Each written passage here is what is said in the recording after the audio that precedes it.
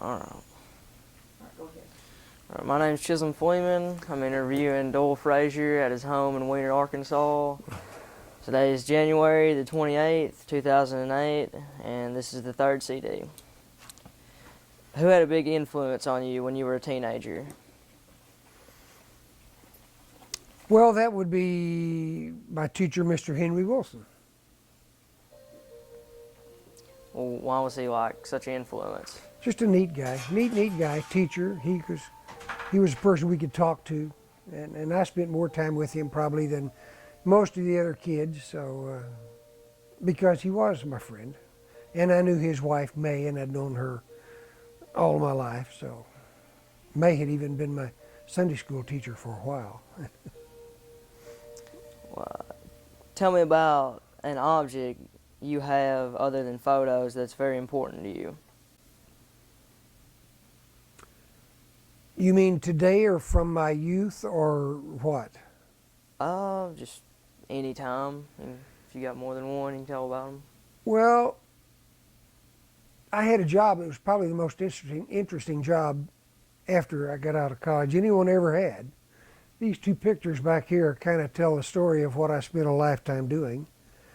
I have three others in the office in there that tells about missile systems that I have worked, and I spent my life working those missile systems, and to do that it required traveling all over the country constantly. These are a few of the mementos. I don't have many mementos we couldn't have in my line of work. But yeah, I have these few pictures that I'm kind of proud of. Is there anything else, or is that about it? Oh, that's about it. All right. What'd you do after high school or after college? Went to work at Sandia National Laboratory in Albuquerque, and worked for them for the next 33 years. It was an interesting job. It required too much time away from home and away from the family, but I thought the job had to be done, because at the time I went to work for Sandia, the world was in a sort of a Cold War, a nuke weapons race to see who could come up with the most nukes the quickest. We were trying to get satellites like Sputnik up, and Russia managed to get theirs up first. But my own involvement was in the development of nuclear weapons, which interfaced with missile systems, a la the submarine and that sort of stuff. The shuttle never carried weapons, but the submarine did. But it's... Can you tell me a story about what happened in one of your first jobs? All right. When I got out of college, I interviewed Sandia Laboratory at Stillwater. And when the interviewer left campus, he said, if you do not hear from us within 90 days, forget it, a job offer has not been extended. So got out of college, and I wanted to go to Sandia. I knew about Sandia, and that's where I wanted to work. So I came home thinking I'm going to hear from Sandia just any day. I didn't. Those renegades waited for almost 90 days before they sent me the telegram that says, you've been hired, your job is waiting. When I got to Sandia and was assigned to an organization, the first job that I was assigned was to conduct a rocket sled test. I'd never seen a rocket sled test, let alone know how to do a rocket sled test. So once that assignment was made, I just kind of checked into the library where I lived for the next at least 2 weeks and read everything I could get my hands on sled tests, who ran sled tests, why you ran sled tests, what the objective of most sled tests was in the first place. And by the time I finished my homework in the library, I had a pretty good idea what I was going to do with my sled test program. So first job I had within Sandia was conducting a rocket sled test program. Can you kind of explain that? Like what the program was? The program was to run some tests of an ordnance system in a ordnance, meaning an explosive ordnance package, in a weapons system nose cone.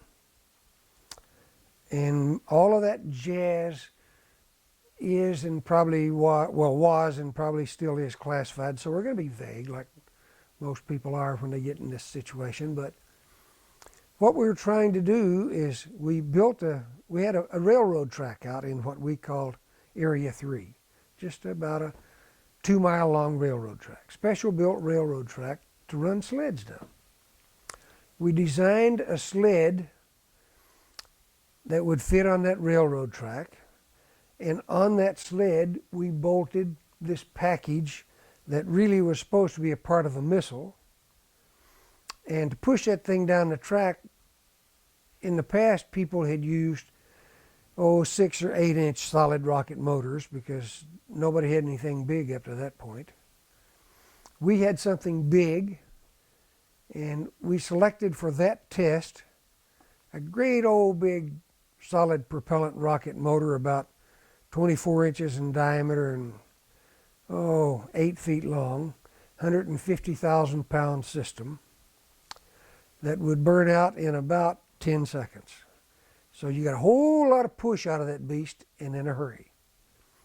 And the idea was to push that payload down the track and monitor what happened when it hit the ground or the target on the other end, and do that with an RF telemetry system.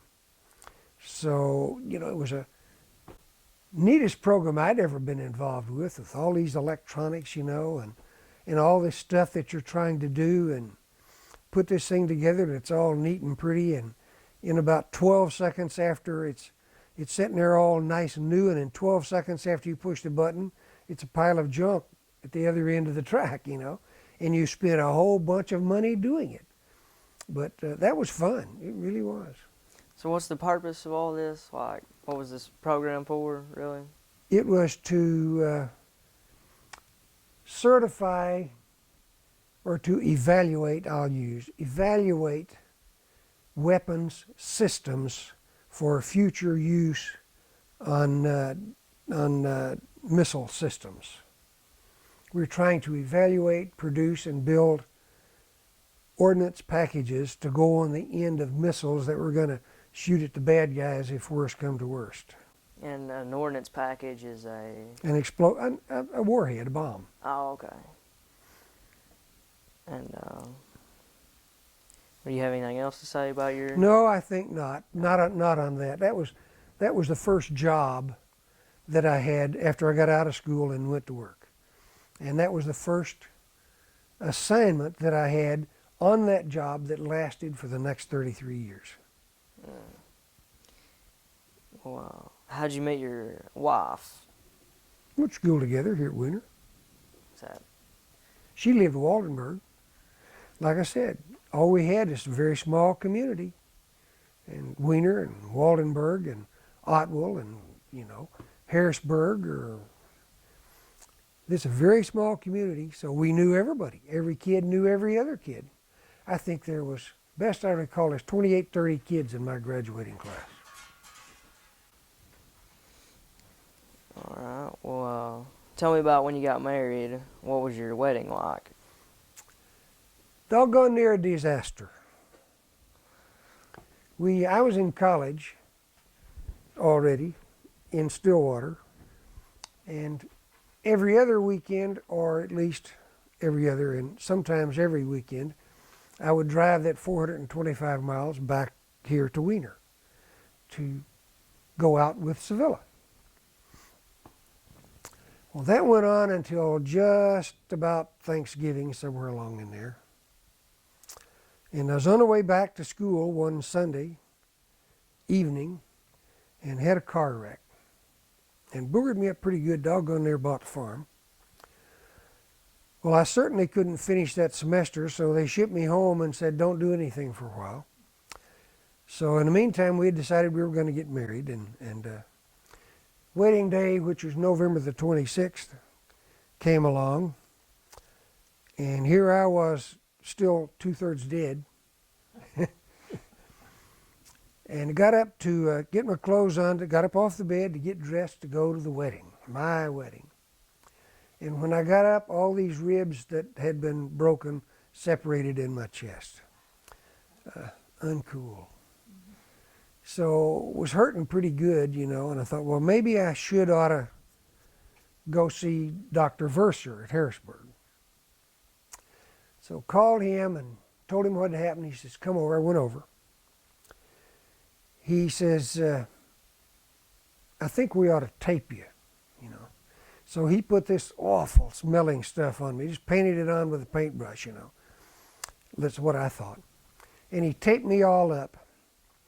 And I got up and started to walk out, and he said, wait a minute. He says, can't do that. We've got to do something else. So he ripped that tape off my chest. And along with the tape came the chest, all that fresh, new skin. I'm standing there, you know, bleeding in my chest, and it's running down my breeches and dripping on my shoes, and I'm thinking, it's an hour before I'm supposed to get married. Now what am I going to do? And I said, come on, Doc, you got to patch me some way, which he did. He went ahead and patched me up. Well, I got home and almost got dressed, enough to go to the wedding. And when I walked in that church, you could smell me for the next 5 miles. Smell like some kind of hospital medication, you know. It is not cologne, let me tell you, but it kept me together long enough for that preacher to say what he had to say and Seville and I to say what we had to say and get me out of there. But it was a funny wedding. It's lasted for a long time. How many years? 53 now, 53 years. You think it might work out then? Think it might last? Yeah, I think we've decided it'll last. A rocky start, but it worked. Well, tell me about something that you have that's been passed down through your family that means a lot to you. The wife has many things from her side. Frank, I have nothing passed down from my side of the family that has special meaning to me. All right, well... That's an NA, not applicable, huh? Tell me what you remember about the businesses that were in Weiner when you were young. Okay. At that time, Weiner was, it had 3 grocery stores. It had the theater. It had the John Deere and International farm equipment stores, and it had a dime store. It had an ice cream store, and 3 or 4 restaurants. And the trains would come roaring through, and sometimes they would stop at the depot. It was a big deal when a train stopped at the depot, especially the passenger trains. Oh, the folks on that passenger train, you know, be sitting there with just must be absolutely rich because they were dressed in all their fancy clothes and they look so good, and they're on the train. Oh, wow. That was big stuff to we poor kids. And we'd especially go there. There was a train scheduled on Saturday night that got there between the first and the second movie. Man, kids would tear out of that doggone theater like their coattail was on fire to get over to that depot, and it was all of what? 10 seconds to run over there and watch that train come in and stop, and maybe some people would get on, maybe some people would get off, unload a few packages, load a few packages, and off would go the train, and off would go the kids back to the second movie. Was there any other businesses that you remember? Other than the restaurants and the movie and grocery stores, and no, that's about all there was, I guess. Barbershop. They had a barbershop, beauty shop. Imagine that you're walking down in front of those businesses, and the first one on the side, I don't know if it would have been Mr. D-Good's store, if it would have been Dudley's Furniture Store. But you're talking about what is now City Hall. All right, and what was there in that area, and walk down the other end? What do you remember being there as you would walk past? When I was a kid, it was D-Good's grocery store in there. All right, and then what would be next? And then there was Sophie Schisler's Variety Store. Then there's Bryant's Ice Cream Parlor, a little restaurant. Then there's a beauty shop and a barber shop. And then there was a restaurant down there on the end that was, the first people I remember who ran that was Van Horn, Don Van Horn, the postmaster's brother. And he and his wife ran that little restaurant for a while. And walking on down was Bert Truitt's gas station. And I can't recall anything else on that side of the street. Now, what about the other side? Wasn't much over there. That was before that big brick building was built. It was before, about the only thing I recall being built over there was a pool hall. There was a couple of other buildings over there, but they were the old buildings and were about to fall down. Some of them may have. But then they built the pool hall over there, and man, that was great. We've got something to do in town. Harry Gilmore, the barber, built the pool hall in town. And you know, most adults thought a pool hall, you've seen that movie. Well, we didn't know if a pool hall was going to contaminate us or not. It didn't. We survived it. What about on the other side of the railroad tracks? The other side of the railroad Walk tracks, from one end to the other. on the north end of town, as you walk south, all these would be on your left. The first store was Franklin Huber's grocery store. And north of that, right across the street north, was Hoag's Farm Fuel Supply store. And he ran 4 or 5 trucks and sold farm lubricants and that sort of stuff. But the first store was Franklin Huber's grocery store. Then, as I recall, there was a post office along in there somewhere. And adjacent to that old post office was an old house that somebody lived in. I recall the name of Feltner because they had kids in school, lived in that old house for a while, and it soon was torn down. And then there was the International Farm Equipment store over there. And there was a restaurant over there, it seems to me like. Something, I can't recall the name of it. And down on the end was another grocery store. And across the street from that was a grocery store and a beer joint. And I recall having gone in there and listened to a Joe Louis prize fight. And people was drinking and hooping and hollering and just having a gay old time. Never any trouble, but Joe Louis always won the fight. I guess did that 3 or 4 times. Listened to it on the radio because there certainly was no TV. And then that was on the east side of the railroad tracks. The depot was just across the tracks. Depot's always a favorite place to go and watch trains come through. Do you recall the jail? Yes, I remember that little old jail. I never ever remember anybody being put in that jail. I wouldn't want to put my dog in that jail. I can't imagine anyone ever being put in that jail. That jail, as I recall, was no more than 6-7 feet square and not much higher than that, and just made out of solid concrete with bars in the windows and no windows, just bars, and some kind of a welded up door on hinges. So not much jail there, but I guess every town had to have one. Do you recall the Black Church?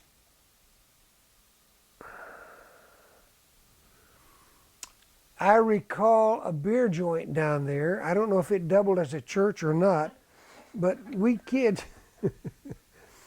we were all friends. It was just a small town. We didn't know what this integration jazz was all about. I recall Mr. French going down there, and there was a whole bunch of kids belonged to Mr. Sweat.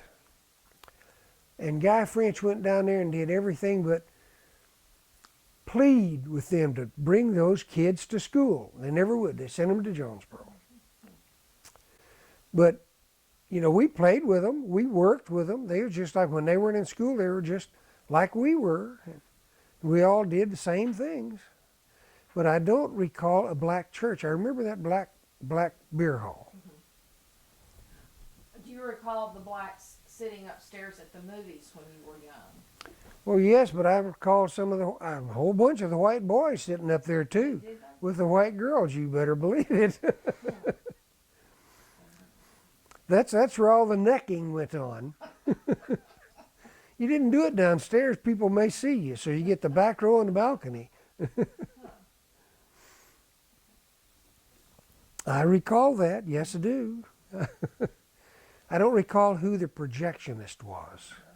No idea. I went in there a few times and watched that whole operation, but I never did it and don't recall who the projectionist was. Next. Do you have any stories about the people who own the businesses, or about anything that stands out in your memory about any of them? Well, not really stands out in particular. The name of the man that owned that one restaurant, that Van Horn, his name was Pete Van Horn. His name was Mary, and they had twin girls. Bryant's Ice Cream Parlor, or whatever, or I guess Bryant's Ice Cream Parlor. Bryant always had stuff like punch boards down there. And I remember my oldest brother was the luckiest man in the world, and he used to go in there and he'd take those punch boards and pay his money, and he'd count so many up and so many down and put on a great big dog and pony show about his system. And I thought he was the brightest man in the world because he won so many of those candy bars from that punch board, you know. What is a punch board? That's a piece of laminated cardboard about an inch thick that has a whole bunch of holes drilled in it about 1/8 of an inch diameter, and then a piece of paper on top and bottom of that piece of cardboard. And in those holes was a little rolled up piece of paper note that said, "Sorry, try again," or some kind of a prize, like a candy bar or a 50 cents or a buck or some kind of a prize, you know. And a lot of money went into those punch boards, and obviously they made money because there wasn't that much in them, and Mr. Bryant would get those things in, and most people never got anything off of them, but some people won off the punch boards, you know. And it was kind of fun to play. I don't think I read so many please try again notes, it was I quit playing them. But the restaurant, Pete and Mary's restaurant, had 2 pinball machines in it. Oh, hot dog. They were a lot of fun. And you know, I haven't seen a pinball machine in years and years and years until the other day. I went over at Frank and Rita's to talk to Frank, and doggone if he doesn't have a pinball machine sitting back there in his office. Wow. Now I want to the war. Okay. Now I want you to tell about serving in the armed forces. Which war did you serve in? During the Korean Affair. When I went in, I had graduated from high school and I wanted to go to college. Obviously, I didn't have any money. My vehicle was to go into the military and get the GI Bill. So I went up to Jonesboro, and the intent was to join the Air Force. And I went in and talked to that Air Force recruiter, and we talked a few minutes. And he said, "Where's your birth certificate?" And I said, "Well, it was destroyed in a courthouse fire a few years ago." He says, "Not a birth certificate. I can't let you enlist." And I said, "No." In the meantime, I had talked to Mr. Ernest Hogue here in town, who was a banker. Mr. Hogue told me that my name would be on the next draft call. I was going to be drafted. I made up my mind to go enlist. Well, the Air Force wouldn't take me, so I walked out of the Air Force office, and directly across the hall was the Marine Corps recruiter. And I walked into his office, and I said, I introduced myself. and said, I do not have a birth certificate, but I'm about to be drafted. I'd just kind of like to re-enlist instead. Not that there's anything wrong with the Army. I would like to enlist, not re-enlist. I said, can you take me without a birth certificate? He was either a staff sergeant or a gunny sergeant. I recall he had a whole bunch of stripes. And he said, well, the fact that the Korean War was going on big time. He said, the fact that you walked in here tells me you're alive and warm. Said, sign right here. So I sat down and he started asking some questions, and he finally got down to the point where he was asking about the family. And brothers and sisters. I said, no sisters. I have 2 brothers. They're both involved right now in the Korean War. One is in the Navy. He's shelling the North Korean coast. The other's in the Marine Corps. He has boots on the ground in somewhere around central South Korea. He said, wait a minute. With 2 brothers in the war, I'll give you a deferment and you won't ever have to go into the military. And I said, wait. Can you give me the GI Bill with that deferment? He said, no, what are you talking about, boy? I said, I'm joining the service, A, because I want to do my part, and B, because I need the GI Bill to go to school. And he said, you want to enlist? I said, I want to enlist. He said, knowing that you don't have to. I said, I know that I don't have to. He said, you won't be drafted either. They can't take you. He said, if you don't want to go, you don't have to go. I said, I want to go. Sign me up. Where do I sign? He signed me up. He blew it just a little bit during all this confusion. What the idea was, he says, you're not going to make a career. I said, no, I don't want to make a career. I want the GI Bill. He said, I'm going to sign you up in the reserves. Says that way you will be signed up for 3 years instead of 4. You'll still get the full GI Bill. I said, okay. So he says, when you get to Little Rock, where you're going to take your physical, they will discharge you from the reserves and they will assign you to the regular Marine Corps. And I said, okay, that's good. Good to go. So I got to Little Rock and we got to doing all the paperwork. Thing is, they failed to discharge me from the reserves. So, and I didn't know that until I was already in Japan.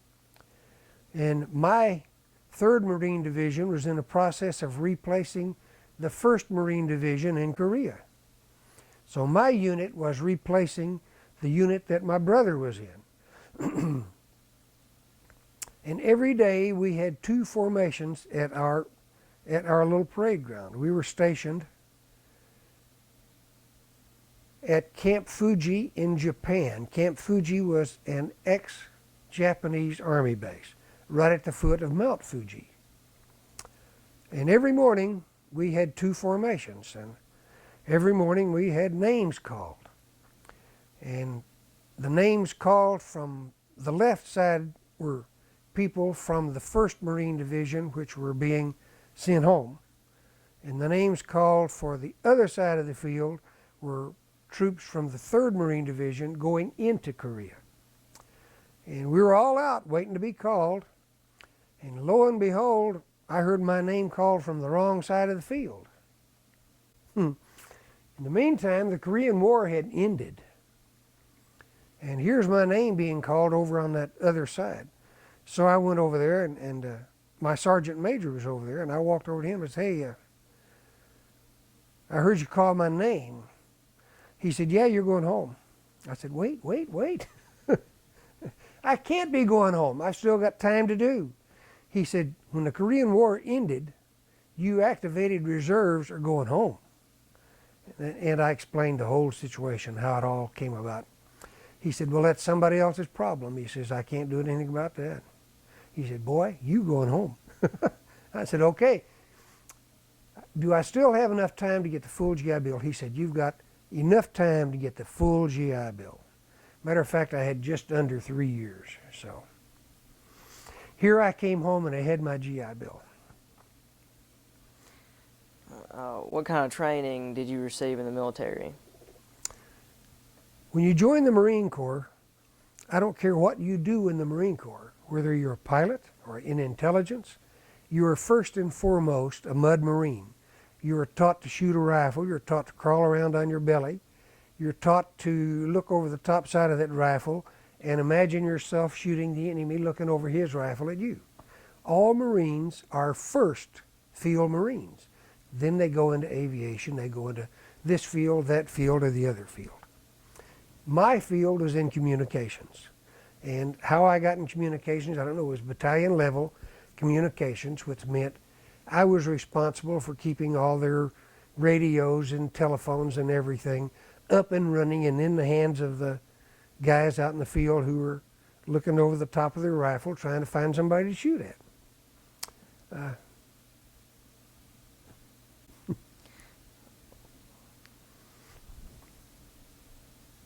After your training, where'd they send you? And tell me what it was like when you arrived. Well, boot camp, I went to my boot camp in San Diego. There is a boot camp in Parris Island, South Carolina, but being from this side of the Mississippi, everybody on this side of the Mississippi goes to San Diego. Everybody on the other side goes to South Carolina to boot camp, to a place called Parris Island. Well, I went to San Diego and did the basic infantry training there. After having finished basic training, I was assigned to the 3rd Marine Division at Camp Pendleton, where we were assembling that division, getting ready to go replace the 1st. So the training at San Diego was just basic boot camp. And it lasted, I guess, 2 months. The thing that always interested me about boot camp, I'd heard stories about it. I didn't know till I got there. You know, after about a month in boot camp, you admire the dogs as long as they're on the outside of the fence. Anything on the outside is something else, you know. But it was interesting. I lived through it. Wouldn't want to do it again.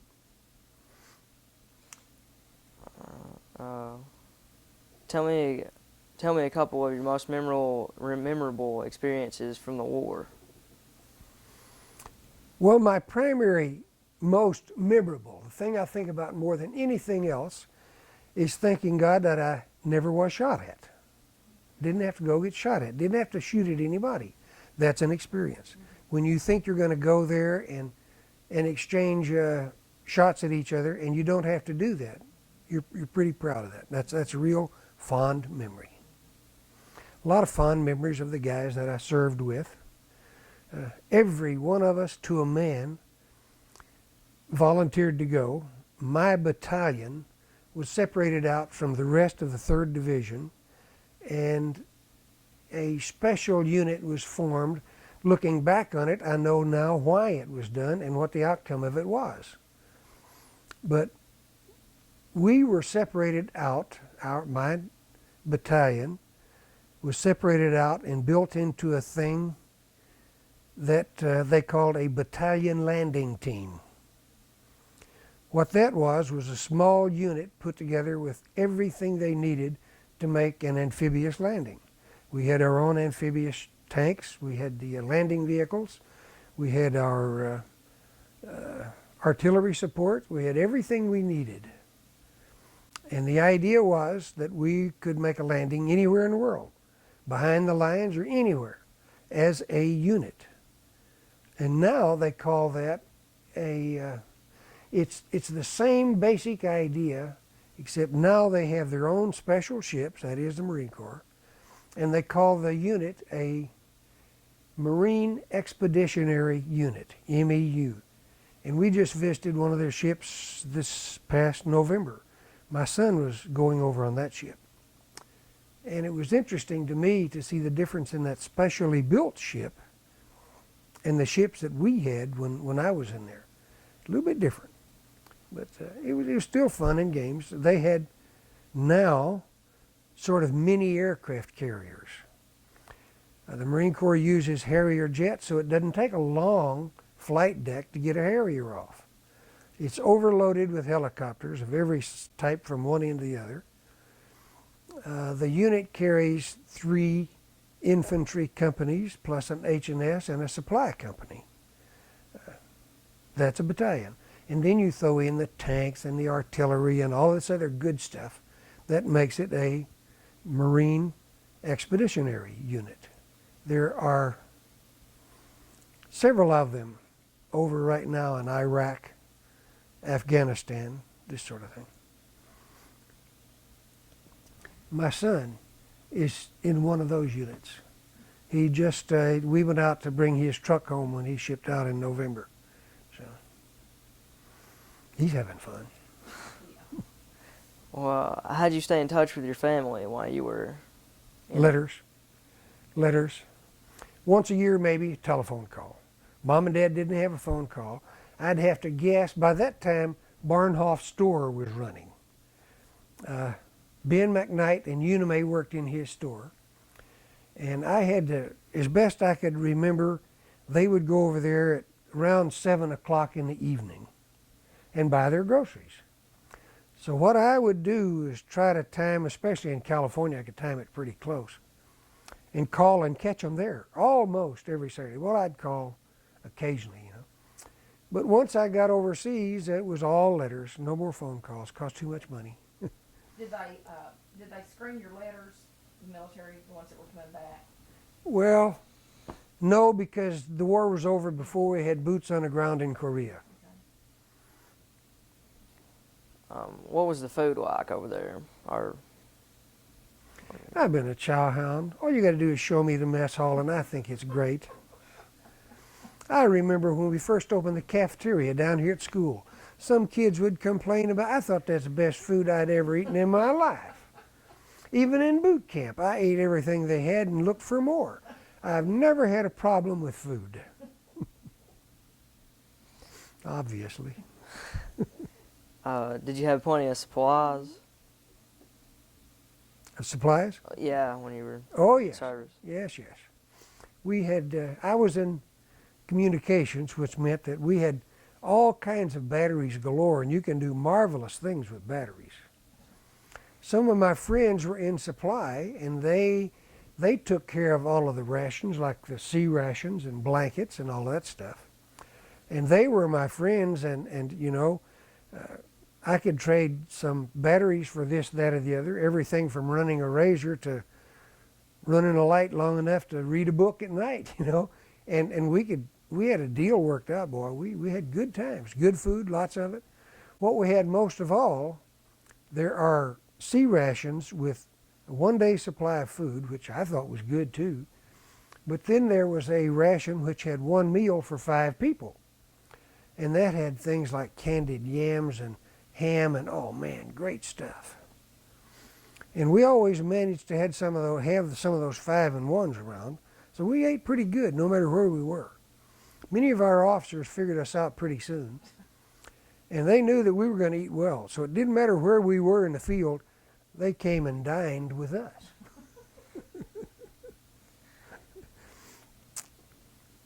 Was there something special that you did, or that you had or did for good luck? No, nothing special. Did you ever get to go on leave? With any of my buddies? No.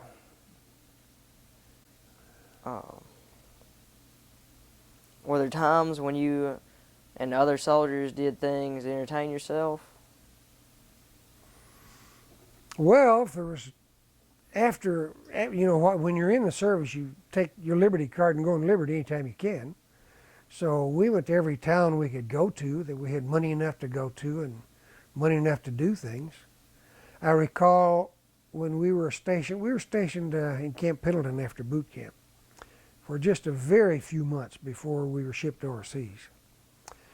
But while we were in Camp Pendleton, some of us threw our pennies together and we bought an old Chevrolet convertible. Boy, I don't really even know if we ever had anyone's name on the title or not.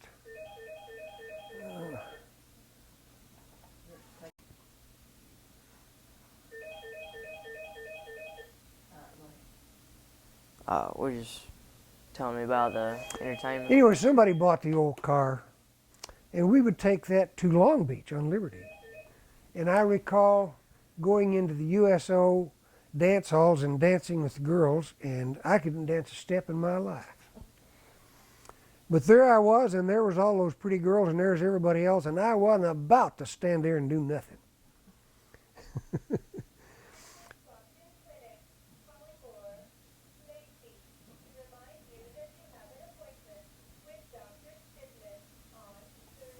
Okay. Okay. I hear it. And I got out there, and what you do is buy tickets for 10 cents a ticket. And I bought a dollar's worth of tickets. And that was so much fun, I can't tell you how many more tickets I bought. And then we'd get in that old car and go back home, back to the base. That sort of stuff. It was fun, you know. I remember Long Beach had a wooden roller coaster. At that time, it was one of the down on the pike, they called it. And that was so much fun to ride that roller coaster, it was unreal. Always liked that roller coaster. But the pike was just kind of a carnival area, so it was fun to go to. So was Long Beach. You get away from Camp Pendleton. Would y'all do anything else in town? Oh, the thing that service people do.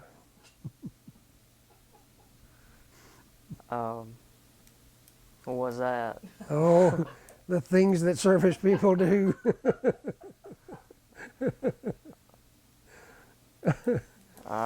Young service people just, you know, are being young service people. And you'll find out soon enough, good buddy. Do you recall any particular funny or unusual event that happened while you were in the service? Unusual thing? Or funny? Funny thing?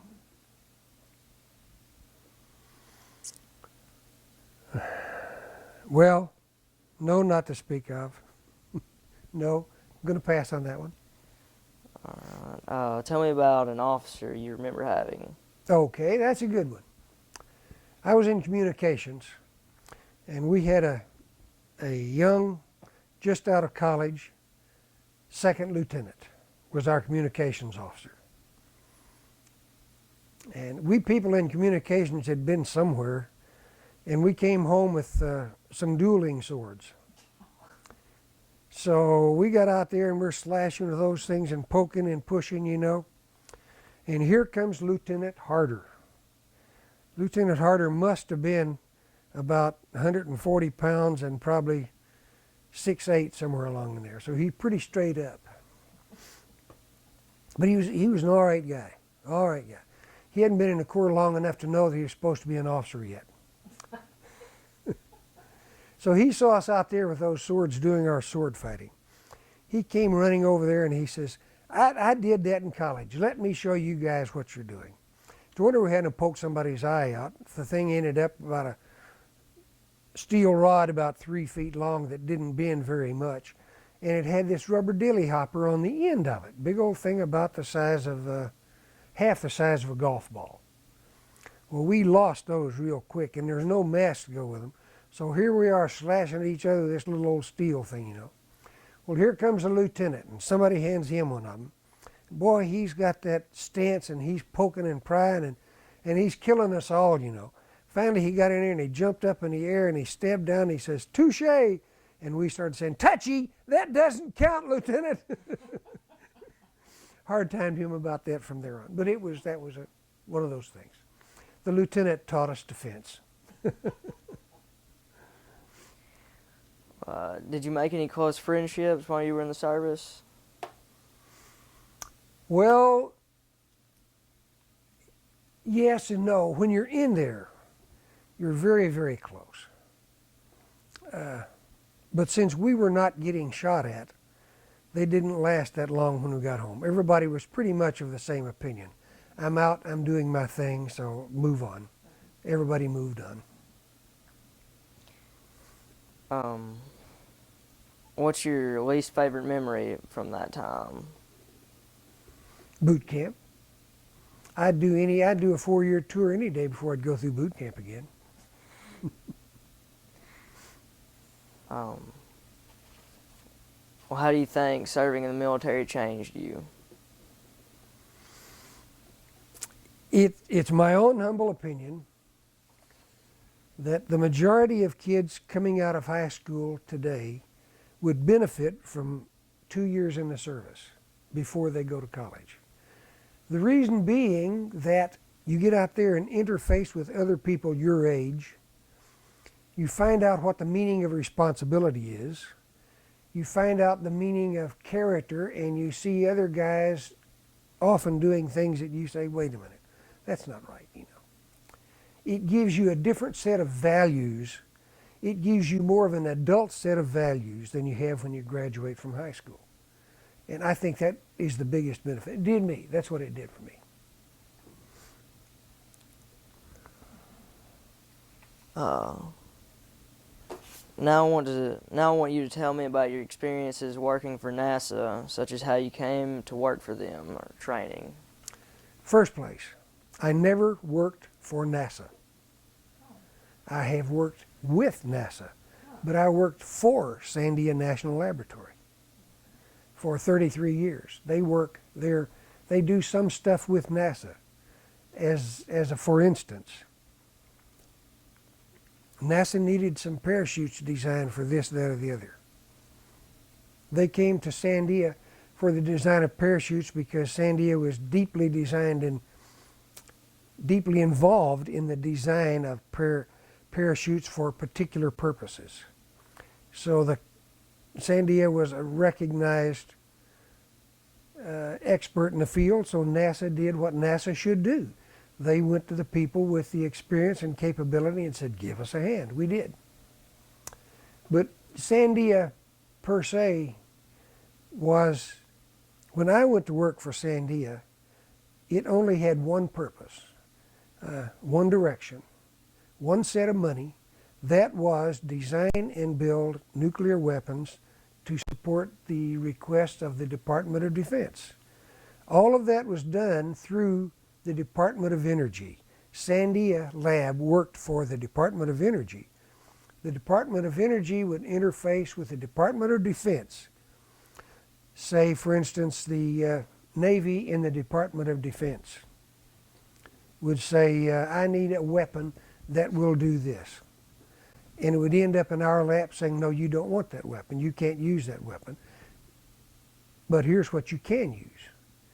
And then we would design, build, test, field, prove, certify that nuke weapon system. Incidentally, it is N-U-C-L-E-A-R, nuclear, not nuclear. I don't care what Mr. Bush says.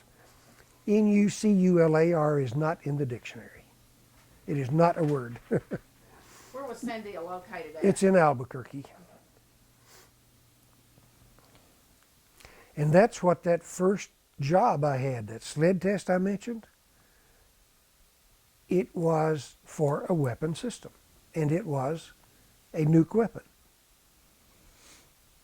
Well, tell me a couple of your most memorable experiences while you were with Sandia. S-A-N-D-I-A, Sandia. Matter of fact, I've got a book up here on the history of Sandia through its first 40 years of existence. And somewhere around here, I have the letter signed by President Harry Truman to the president of AT&T, asking AT&T to take the job of overseeing the financial aspect of Sandia National Lab. And I'm proud of that letter. I don't know where it is right now, but I have it. So, what was the question again? The most memorable experiences. There were many. I loved my job. It had a downside as well as an upside. Some of the memorable experiences, many of them, are the dozens of people that I worked with from coast to coast and from every company in the world, in this country, that were involved in the same thing, working defense programs. They worked it from a different angle to what Sandia worked it from. The National Defense Laboratories, at that time, there were 10 of them, did different things, but their sole purpose was design and development of systems and components for nuclear weapons. Now they do a lot more. One of the companies was, well, it still is, Los Alamos National Laboratory. You've heard of them. I don't think so. In New Mexico, you never heard of Los Alamos. Los Alamos was charged and always was charged with designing and building the physics package for nuke weapons. When it was started, it was an enclosed, armed city right here in the USA. It had families living there. It had its own schools, grocery stores, fences and machine guns and guard towers all around it. People who lived there and the kids got used to that. It was not a prison camp. They could get out whenever they wanted, but there were strict rules. If you worked there, the whole family worked there because there were rules to follow. There are others similar to that. Sandia is a fenced city. Its involvement was, as I said, with nuke weapons. People couldn't get in and out. You had to have special clearances to get in and out. I think that I am probably the only person from this town ever to have the FBI stomping around town saying, hey, did you know Doyl Frasier? Mr. French, did you know Doyl Frasier? Did he go to school here? Walked into the restaurant saying, hey, did you ever hear of this guy? By the time I heard about it, people were saying, what'd you do anyway? That was just to get the job. I had to be cleared to get the job. How did you get that job? Did you apply? How did you find out about it? Or how did I you heard about it when Sandia interviewed the year before I got out of school. Sandia came to the campus and interviewed many of the students, and some of them they interviewed were friends of mine. And out of that crowd, 3 or 4, well, yeah, no more than that, went to Sandia, and I stayed in touch with them. And I knew enough about it to know that's where I wanted to work. It was, and it still is, not the premier research laboratory in this nation. Pick any school, any organization you want to mention, and Sandia is just one leg up. And I don't say that out of camaraderie. I say that because it's the way it is. Well, do you recall any particular funny or unusual event that happened while you were there, Sandia? All right, yes I do. This one is kind of interesting. I was doing this sled test program that I mentioned before. We were authorized and I had money to spend to run 5 sled tests. This other man in the same organization was assigned to a different program. And his program was for another missile system. So it was a different system altogether. And when I started running my sled test, the first test I ran, I got about 80% data return, telemetry return from the test. The second one, I got somewhere around 50%, something like that, which is ungood by any standard. That's a good word. The third one I ran, I only got like, maybe 20%. Not enough to justify running the test. And we still hadn't gotten, I had now done 3, and I hadn't gotten as much information as I had to have. Well, this other guy was just watching every move I made and looking over my shoulder and kind of using my test as pattern for his. And he got the biggest kick out of it. And finally I stopped the program and did several things, reconfigured the test program, and went out and ran another test. Well, this reconfigured system, I got better than 90% data return. That was the 4th, I ran the 5th test, as I recall. And I got like the same amount, 95% or better data return from that test, which gave us the information we needed to justify the whole program. No one had ever did this before. So what we were doing was like an icebreaker. It hadn't been done before. Well, here comes this gentleman running his test right behind me. And he didn't say much once I started getting good data return, but he took advantage of what I had done to increase my data. And he made some changes to enhance his system. Well, we both used RF telemetry system, radio frequency telemetry systems, to monitor the test.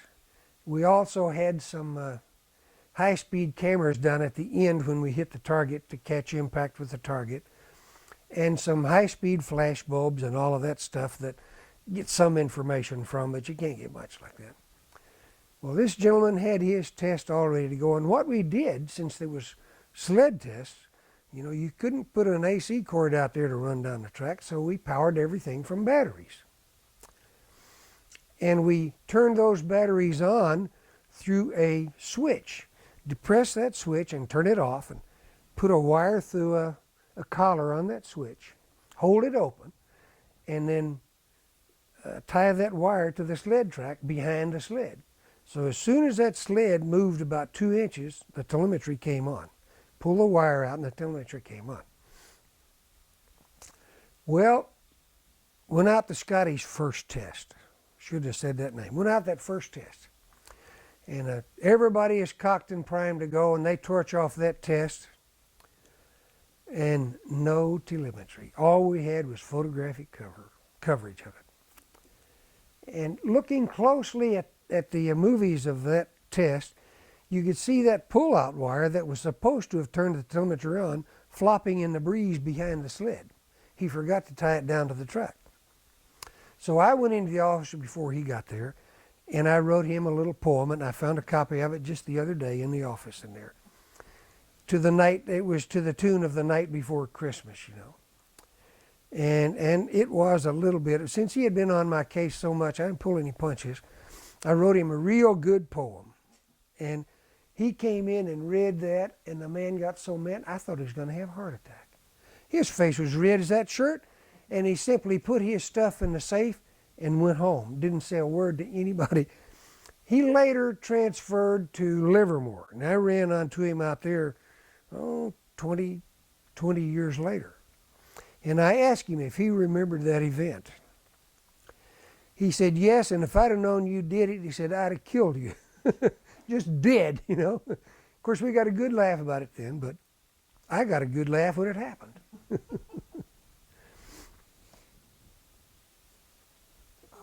Tell me about your boss you remember having. My boss?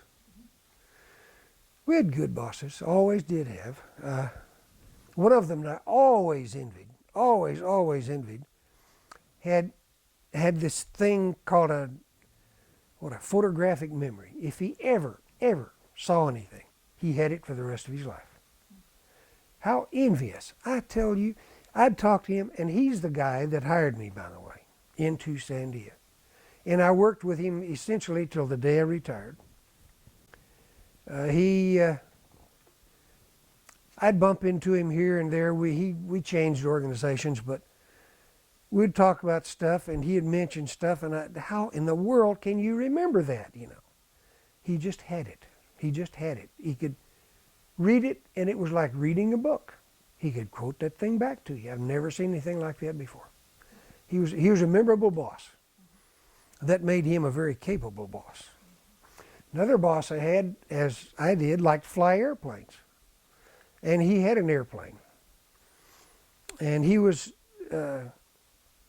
not an instrument-rated pilot.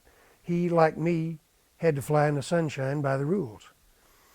Well, he liked to go to Mexico, and it was hard to go from Albuquerque down to Cancun or somewhere down in Mexico without running into clouds or rain somewhere. And what that renegade would do, he'd see clouds up ahead of him. He would simply flip on the autopilot and let the airplane fly itself through the weather, and then he would come back to Albuquerque the same way. I wouldn't do that on a bet. Why, I'd be killed the first time. Worked great for him. He was also a good boss. Did you make any close friendships at Sandia? Or tell me a good friend that you had. Oh, all of them. Larry O'Connor is still retired in Florida. Bill Hoffman is retired in Florida. Many of them, unfortunately, at my age, are no longer with us. But yeah, there's been a bunch over the years. Have you continued any of those friendships? Not for the last couple of years. It's been about Christmas cards only, and that's about it. What's your favorite memory from working at Sandia? The freedom that I had as an employee. I was given a program and told to go do it. And I didn't have a boss saying, hey, you can and you can't do this, don't do that. I made my own travel reservations. I can run my own program with other companies all over the country. It was the freedom I had to run the program, and as long as I did it right, I was okay. If you messed up and got into trouble, then they had to find somebody who could do it right. I never messed up. That freedom is priceless. Well, of all your experience from working at Sandia, what's one you'll never forget?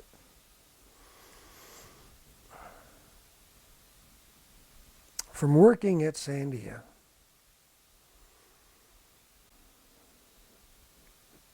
there were so many memorable occasions. That's a closed world, and not 1% of the population of the country ever get to function in that environment. So I don't know how to answer that. One of our favorite memories, Sevilla and me. When we went to work for Sandia, we had a little 53 Ford that replaced the 52 that I wrecked.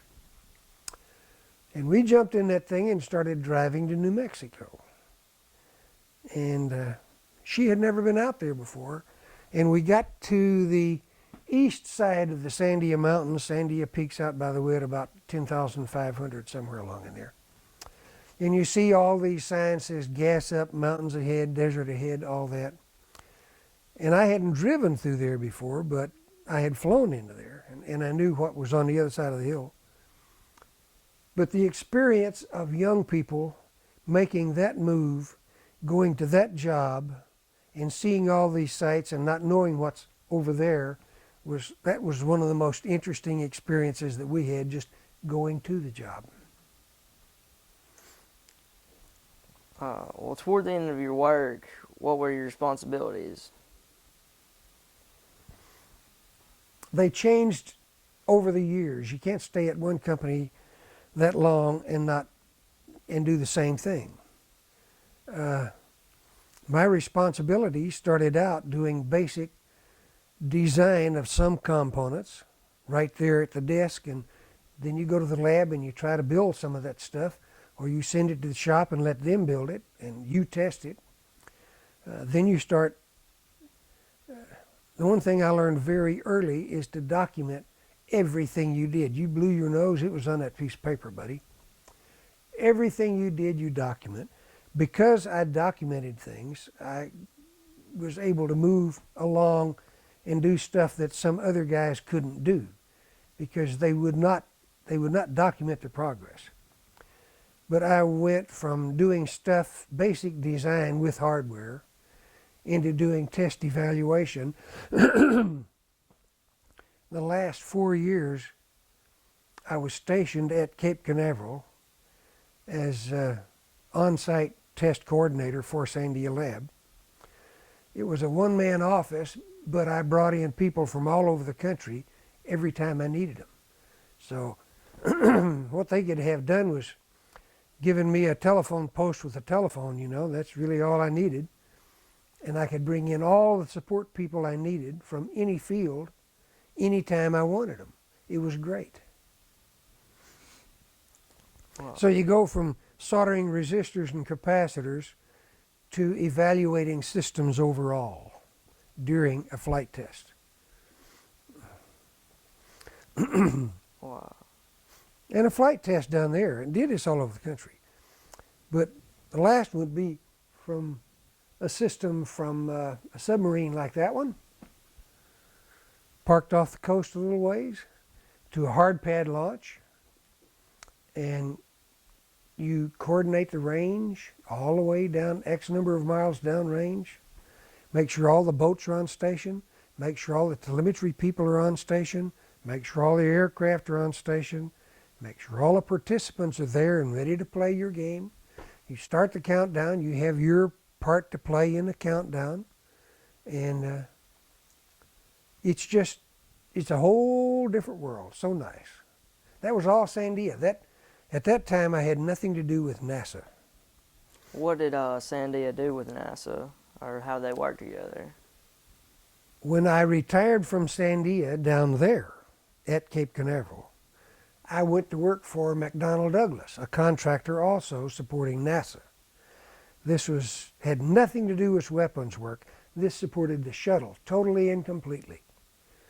And McDonnell Douglas had the facility management contract from NASA. I was hired as the facility manager of the operations and checkout building at Cape Kennedy, at Kennedy Space Center. There's a difference in Cape Canaveral and Kennedy Space Center.